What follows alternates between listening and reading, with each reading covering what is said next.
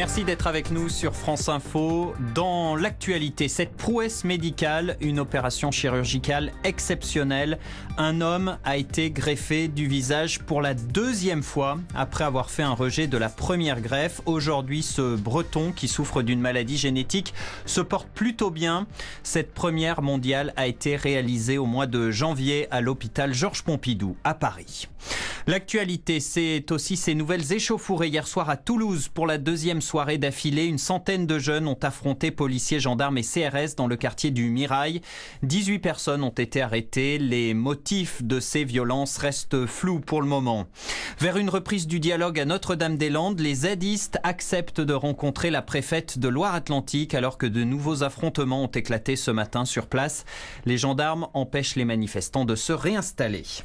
C'est le 8e jour de grève chez Air France, 30% de vols annulés. Ce sera pareil demain puisque cette grève va durer 48 heures. Les négociations sur les salaires sont toujours dans l'impasse, le conflit s'enlise.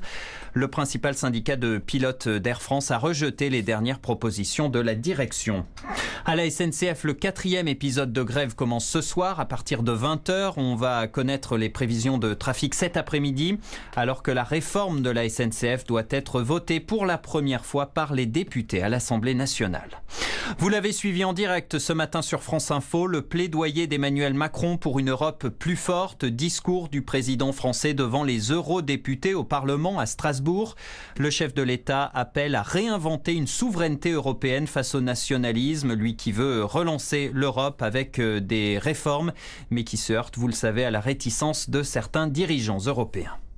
La France va donc retirer sa Légion d'honneur à Bachar el-Assad. Cette procédure exceptionnelle est engagée, mesure de salubrité. Voilà ce que dit ce matin le ministre des Affaires étrangères Jean-Yves Le Drian. Il était l'invité de France Info.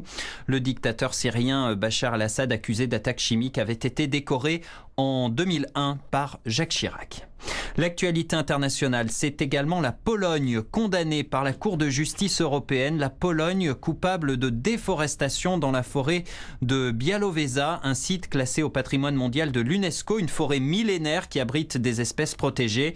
La Pologne n'a pas respecté la loi européenne et doit donc cesser immédiatement l'abattage des arbres dans cette forêt.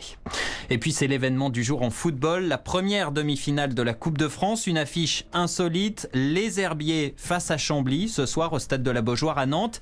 Avec, vous le voyez, pour mettre l'ambiance, le chanteur Francis Lalanne côté Chambly et puis Philippe Catherine, supporter des Herbiers. Les deux clubs de National rêvent d'entrer dans l'histoire avec une finale au Stade de France. Passez une très belle journée avec nous sur France Info.